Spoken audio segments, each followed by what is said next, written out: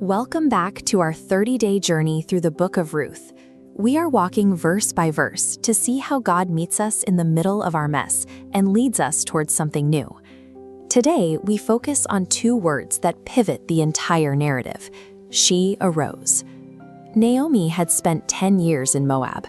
She had buried her husband, she had buried her sons. She had watched every piece of the life she built turn to dust, until the familiar landscape felt more like a tomb than a home. But a single report reached her in that devastation, a report that God was providing bread in Bethlehem again. It was a small whisper of hope, but it was enough to stir a heart that had been numb for a decade. Chapter 1, verse 7 records her response.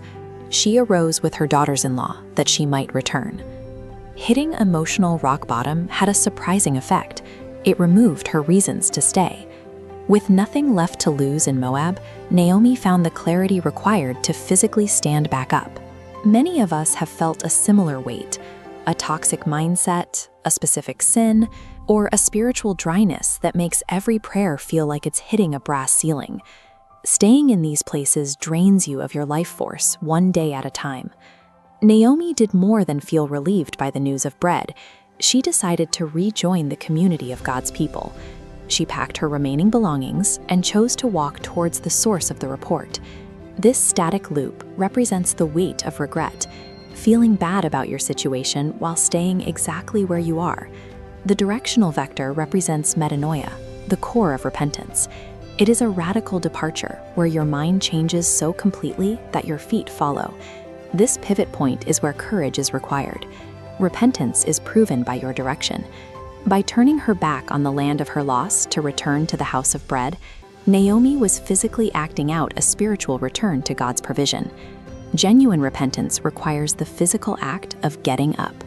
Feeling deeply sorry about your circumstances changes nothing if you remain in the environment that starves your soul. Transformation begins with the first step away from the famine. Naomi and Ruth wrapped their cloaks around them, turned their backs on the familiar, and faced the horizon. They chose the uncertainty of the road over the certainty of the dust. Look at your life today and identify your personal Moab. Is it a habit, a relationship, or a mindset that keeps you stationary in a dry season? You don't need the entire journey mapped out to start walking. You only need the resolve to take one deliberate step away from where you were never meant to settle. Choosing to walk puts you on the path toward the harvest. Tomorrow, we will see how this movement leads directly to a rest that sleep cannot provide. Get up today. God is already working in the place you are heading.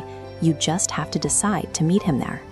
Your action step for today is to name what you are leaving and take one physical step toward your return. Your restoration is waiting on the other side of your choice.